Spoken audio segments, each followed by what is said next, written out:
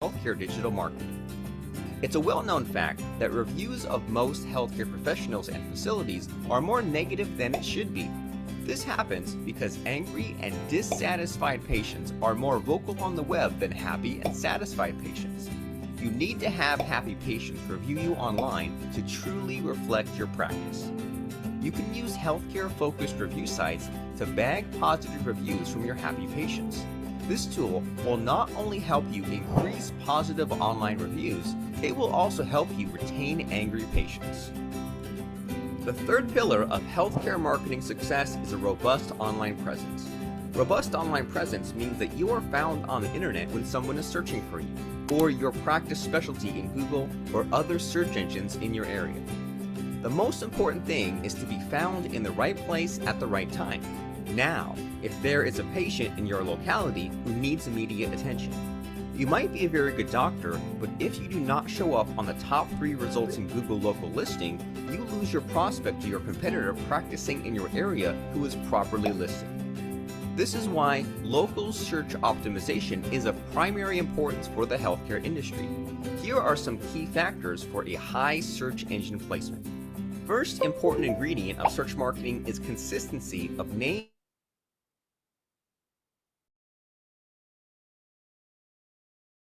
The web has a major role to play in winning the confidence of the search engines, which will result in high placement of your practice when someone searches on Google.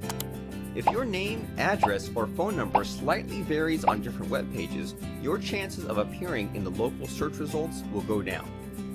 Next important ingredient of search marketing is high emotional quotient in your web content. Your website is going to define your brand tone. Even if you are providing helpful and quality information, an aggressive or negative instead of compassionate and positive tone will result in your prospective patients to keep on looking for the right provider. A responsible digital marketing agency will take special care of keeping your brand tone polite and empathetic on the website. Next success ingredient is blogs. Yes, your patients want to ensure that you are an expert in your area of discipline. Blogs not only help you with search engine optimization, they also help you win the confidence of your prospective patients. It's a very convenient medium to display your knowledge and expertise. Now that you know about the major elements of healthcare digital marketing, in our next video, we will discuss about what does online reputation management mean in healthcare digital marketing.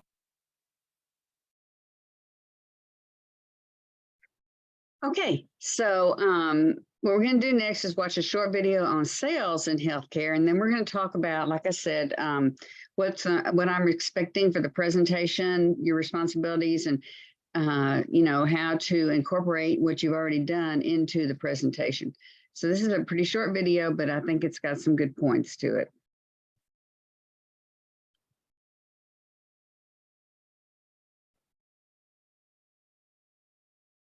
Hospital or health center marketing strategies to gain patients.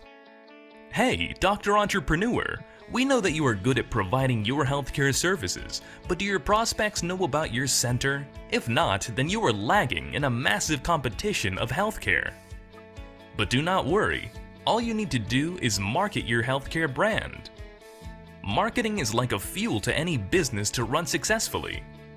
But being a healthcare professional, you might feel difficulty in marketing yourself. Best option is to choose Hospital Success as your marketing and branding partner. Hospital Success offers a complete marketing package, like offline marketing, online marketing, advertising, content writing, and branding services. For more details, visit hospitalsuccess.com. In this video, I will provide you with the top 5 marketing tricks to boost up your healthcare brand and gain new patients. Tip 1. Feedback, review, and recommendation. Ask your patients for feedback. Asking your patients for feedback will help you to improve your existing weak points in your service and also help you to gain the patient's trust. Right after receiving feedback, it's time to take action. If the review is not satisfactory, apologize for it and assure them that the situation will not be repeated. If you got a good review, thank him and wish him to stay healthy. Right after this, ask them to rate your services on the internet as well as recommend or refer you to others. Many of the patients browse through the search engine to locate available healthcare providers in a particular location. At this point, the review factor plays a crucial role. It is proven that patients choose a specific healthcare provider having excellent reviews and ratings on the internet. Practicing a script is a good idea to convince your patients without having an awkward situation. Tip number 2. Improve your visibility on the internet. The internet is the simplest way to connect with people all over the world. Using the internet for healthcare marketing is an excellent idea to promote your service across the globe. Don't just promote your brand. Patients choose a doctor who educates them about the particular disease and treatment. So your main goal should be to share knowledge and information. The best way to promote your content is the 80-20 ratios of information and promotion. You can use social media platforms, blogs, and search engines. Keep your social media account active and timely with the latest trends. Optimize your website as per search engine like Google, Bing, Yahoo, etc. Guest blogging is a great way to get your website shared on other potential platforms on the internet. Tip number 3. Build your healthcare brand. Authority is the key to building a brand. It can be achieved by actively participating in the events happening around the clinic or hospital. You can set up target geography and communities. Try to be on the ongoing seminars, workshops, and community services within the region. Make sure to carry your printed marketing materials like brochures, flyers, leaflets, and not to forget, your business cards. It makes people recognize your brand as you have personally approached them, eventually building your brand. One of the other ways to sponsor such events and causes. Emotional connectivity with the potential prospects help you in attracting them to choose your healthcare services. Tip number 4. Hospital staff management. Staff members are the backbone of the organization. But when it comes to healthcare, a staff member is not just an employee doing a job. Hospital watchmen, receptionists, nurses, and doctors, everyone in your center should be professional, compassionate, and able to empathize towards patients. Your visitors expect appropriate support to care for your hospital staff members. Gain the trust of your healthcare brand. Treating patients with quality and effective care helps you to gain the trust and faith of your healthcare brand. You need to train and motivate your organization's staff about the way to receive and manage a patient to show concern towards them. Tip 5. Participate in offline marketing. Offline marketing is equally important when it comes to promoting your healthcare brand. You can network with local healthcare providers to get the referrals. Advertise your healthcare brand to local newspapers to keep signboards and target communities. Another best way to conduct or sponsor campaigns to support social cause or healthcare awareness like community health camps, marathons, etc. Now you are all set to begin marketing your healthcare and medical services. If you are facing any difficulties in managing time for your patients and marketing, worry not. Leave the marketing sector to us. We at Hospital Success offer professional healthcare and medical marketing services that are proven to achieve your goals, improve patient count, and build your brand. Okay. Before I get started showing y'all what's going to be required of your presentation, do I have any questions on anything? That was just kind of a quick introduction to both the chapters for this week. I thought the time would be better used today to let y'all get together and, well, for me to tell you exactly what's expected on my presentation, and then for y'all to get together and figure out who's going to do what. So any questions yet? Okay, before I do that, do either of my officers have anything to announce? Are there any meetings coming up or any kind of special sessions or anything? Currently, we only have the Sammy's going to, there's going to be an announcement soon, but Sammy is going to be doing the red zone and sexual I believe, harassment awareness. So that's going to be an event that's coming up. And then we're going to have our coffee social on December 2nd, but more details will follow soon. Other than that, just keep your eyes posted on the Discord or other socials to see if anything's coming up. Okay, thanks, Sonia. When is the thing that Sammy's doing? I believe it's November 13th. Okay, so that's pretty quick. All right. Okay, thank you so much. All right, let me go over here and pull up. Give me 1 second because my jump drive was in the wrong computer. So give me just a second to pull up what we need.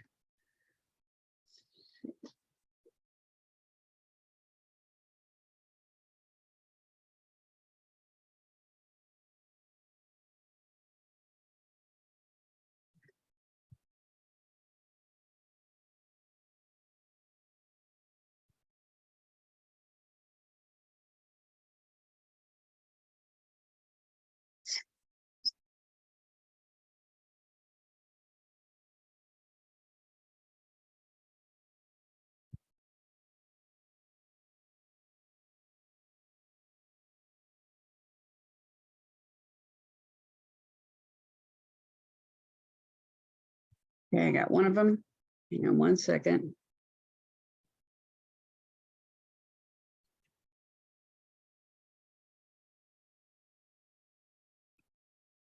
Okay. All righty.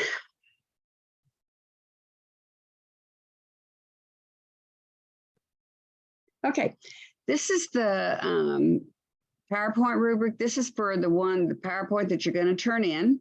These are, and I think I sent this out to y'all earlier, but this is just basically, and if I will resend it, so you'll be sure and have it. This is just telling you what I'm looking for in the PowerPoint. Now that's what your final presentation is going to be, is the PowerPoint is worth 50 points and your presentation will come off of this PowerPoint, but you'll get a grade for the presentation and then you'll also get a grade for the PowerPoint itself. So as you're looking at this, it's a lot of the same information that was in your proposal. I just expect it to be cleaned up a little bit. I gave a lot of you suggestions on, you know, what needed to be added, what got left out. All that needs to appear in the PowerPoint. Now, the PowerPoint is not going to be every single thing that's on the proposal, because that would take, you know, 2 days to present as opposed to 25 to 30 minutes. And you do have to reserve 5 minutes to do some sort of class presentation.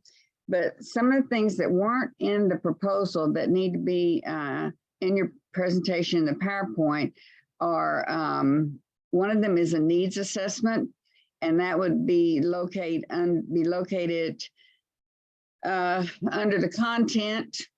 And it's also, when I show you the presentation, it will be part of what you're responsible for in the presentation.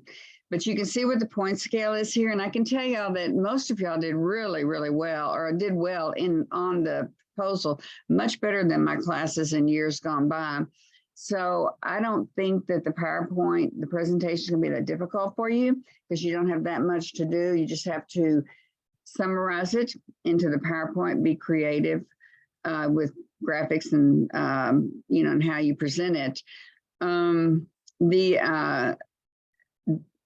The grades, generally speaking, are higher on the presentation than they are on the proposal, because you've had an opportunity to correct everything.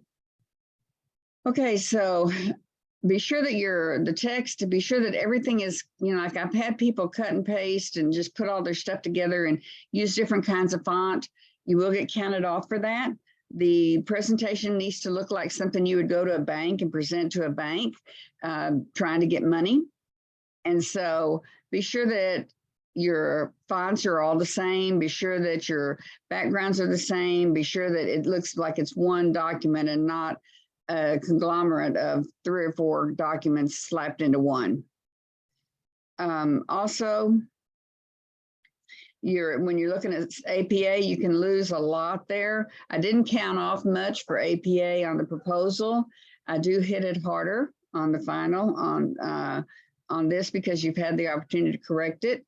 Because I gave anybody that had errors on the proposal in APA, I put a comment out to the right and on at least one of the errors, but if you did the same thing several times, I would have said something like apply to all of the references. But if I put that you had an error in one of them, anywhere you made that same error, then you need to fix it. Okay, graphics. I really like creativity, and as some of you found out in the social media, that I will give extra credit. I will go above and beyond the amount of points that are designated. So if you do anything you do creative or out of the box, might possibly get you some extra points. You do have to have graphics. It does have to be creative. It does have to be appealing to the eye. And again, it needs to be consistent. Okay, then the writing mechanics, it's amazing how many people just don't check their grammar. And the problem can be fixed by just typing it in Word or typing it in any Microsoft product, and it will show you that there's an error. You know, it'll have a blue line or a red line, or if it's a misspelling, or, you know, I mean, I can't tell you how many misspelled words there were in people's proposals. And I find that really hard to take because it is fixable by just looking. When you type it up, just look at what the software is telling you and you can fix it. So, you know, just be really careful about your proofing and about your punctuation, and all that is worth 50 points. And this is what I'll be looking at when I look at your actual PowerPoint presentation. Okay, now the other one that we're going to look at is what I'm going to be using for your presentation. And that is this one. It's real similar to the one that you had for the social media. There's some changes in what's in there, but it looks basically the same. So as you look at this, I'm telling y'all this now so that y'all can fix it before the time, but organization and clarity, be sure you're organized, be sure that each person that is going to go next knows they're going to go next. You know, have everything flow nicely the way it's organized. Be ready, be prepared. Don't read from an index card. You can, you know, I know you need notes, but don't do it in such a way that I can tell you're just reading. You have enough time to get prepared. You should be ready to, you spend a lot of hours, many hours on this. So you should be prepared to do your part and to present it where people want to listen to you.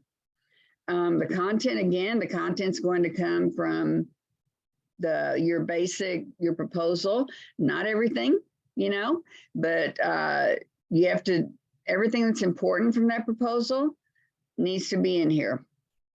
Now you need a class activity, and that class activity, I have some examples of that. A lot of people do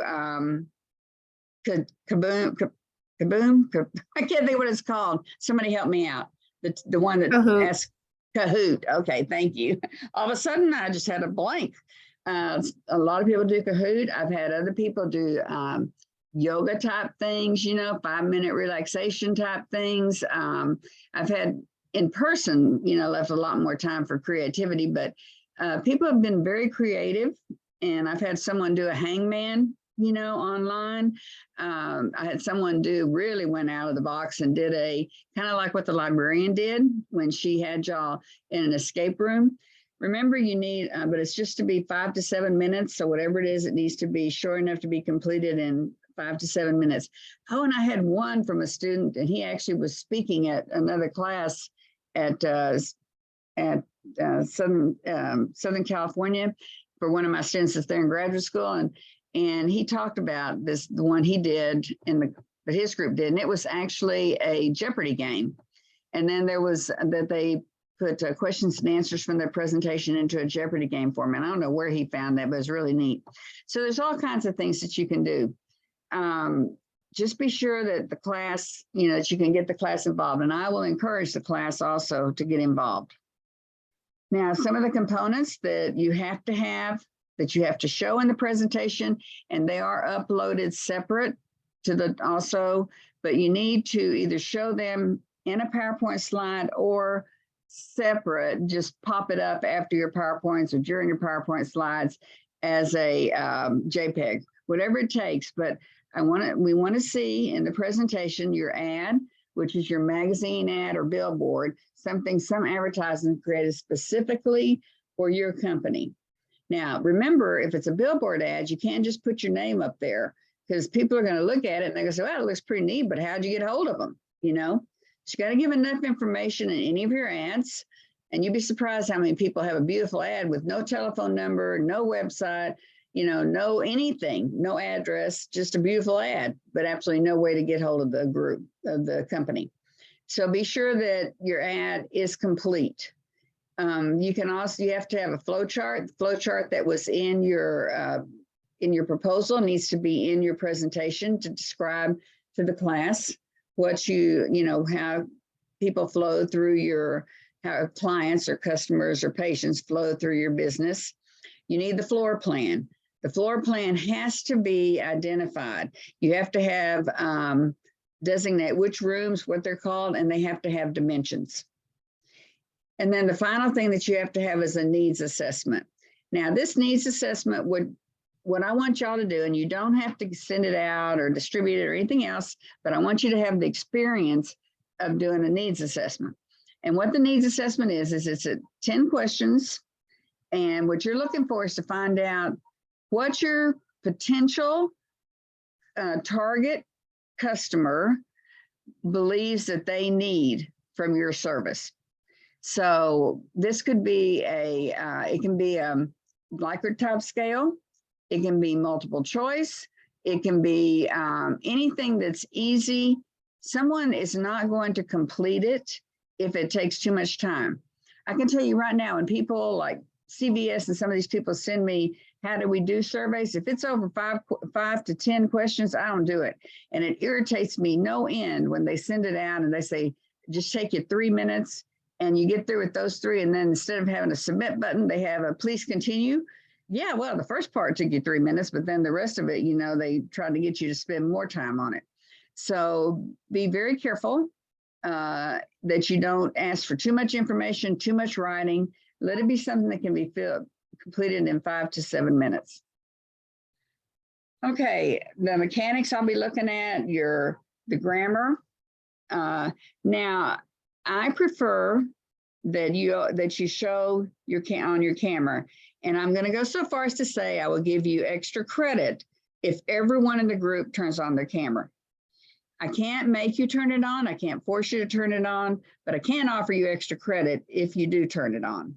If you don't want to turn it on, it's not going to hurt your grade, the standard grade, but you just won't get that extra credit for turning it on.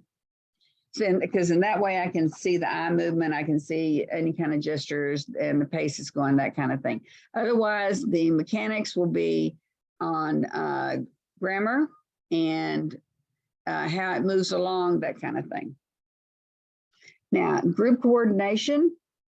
One of the things that some of your groups for the social media did great at was the group coordination.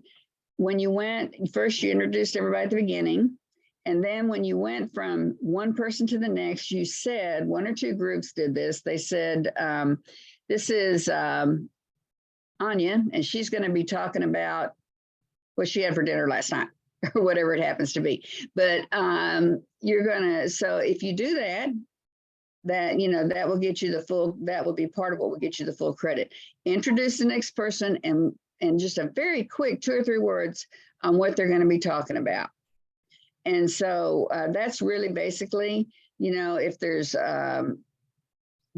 time in between where it doesn't know, you don't know who's going to go next or anything like that, then, it will count off.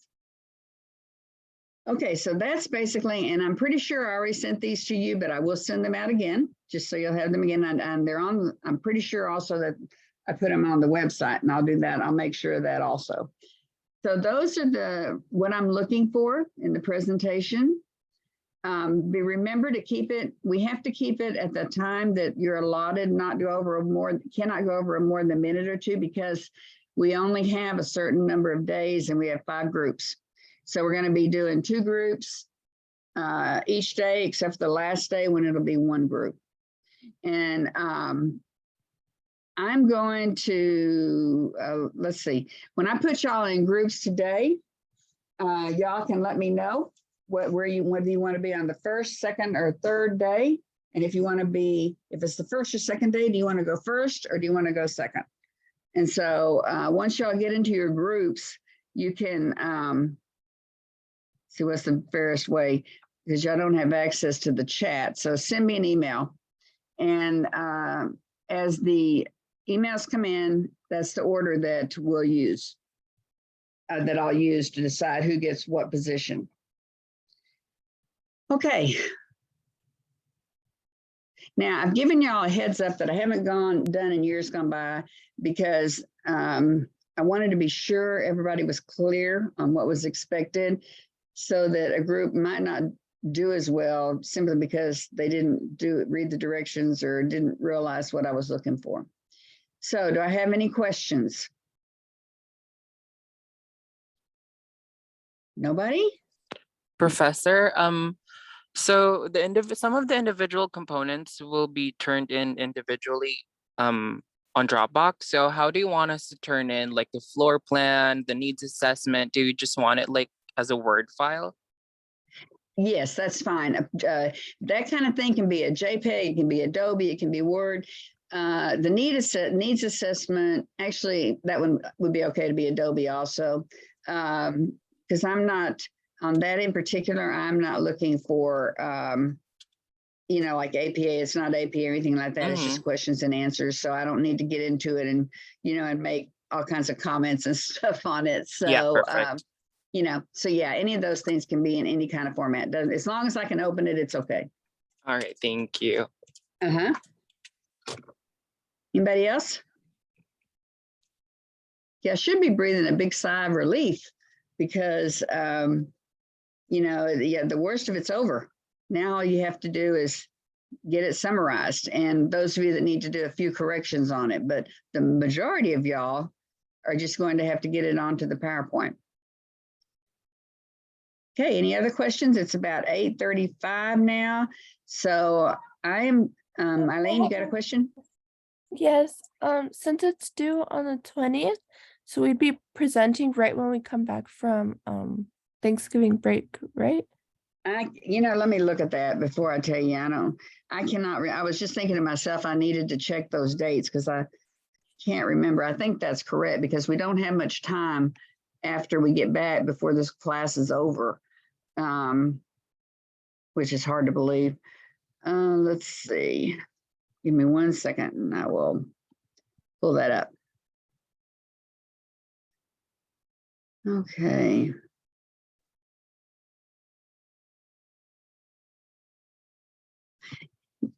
Yes, the first presentation will be on 11/29,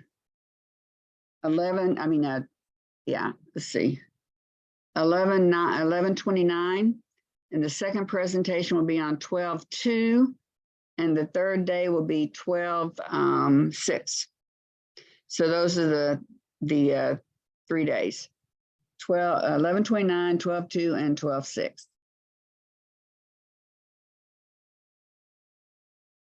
Okay, where did my group go? Okay, any other questions?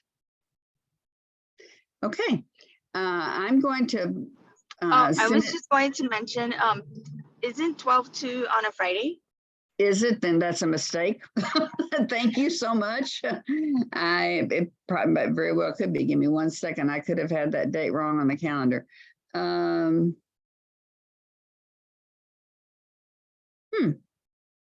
Yeah, I must have just typed that in wrong. So it is, in fact, thank you so much for catching that for me. It is, in fact, 12/1. No idea why I did that. Must have had my head somewhere else. Okay, so it's 11/29, 12/1, and 12. I hope 12/6 is right. And 12/6.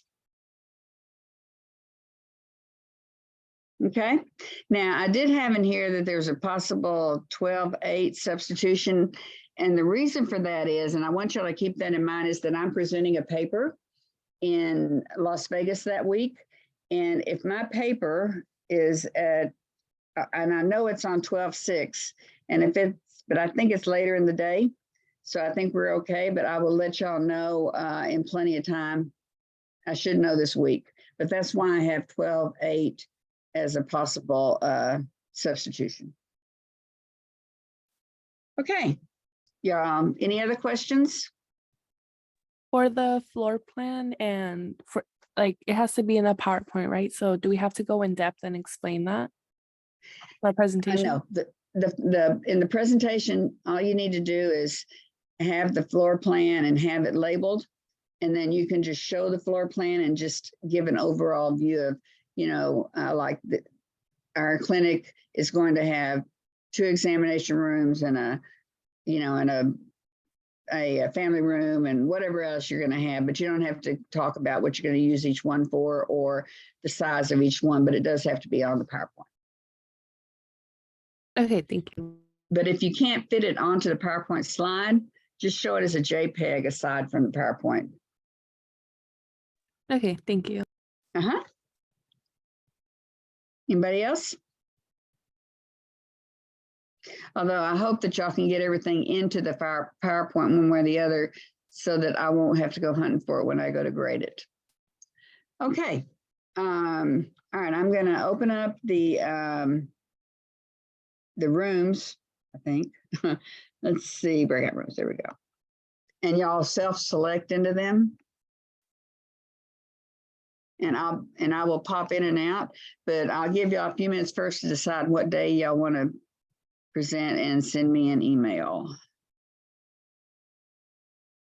Okay, all the rooms are open.